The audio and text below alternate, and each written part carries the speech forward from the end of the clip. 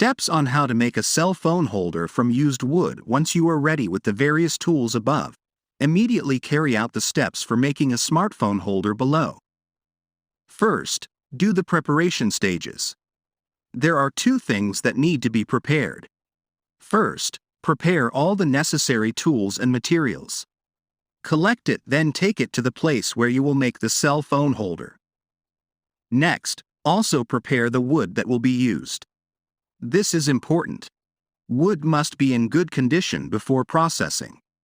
The wood must be clean and free of oil stains at all, because the glue used, Crossbond X3, is a water-based glue. Create a product design. You have to measure your smartphone yourself.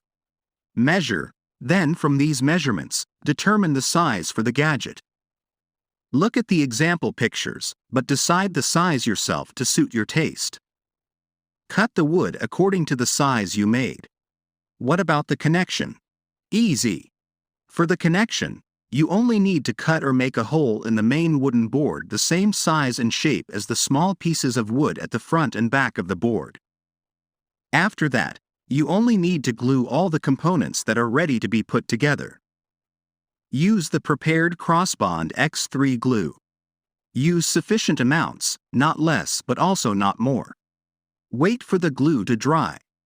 During this process, it is a good idea to apply a clamp press so that the connection is really strong and precise. If you don't have a clamp press, you can try using alternative equipment that has similar uses. For example, by simply tying together two pieces of wood that have been connected. Finished. Now you just need to do the finishing. The finishing process can be carried out in many variants. The results are varied. There are natural colors, solid colors, and unique colors, such as colors with a vintage effect. Just choose the one you think is the best.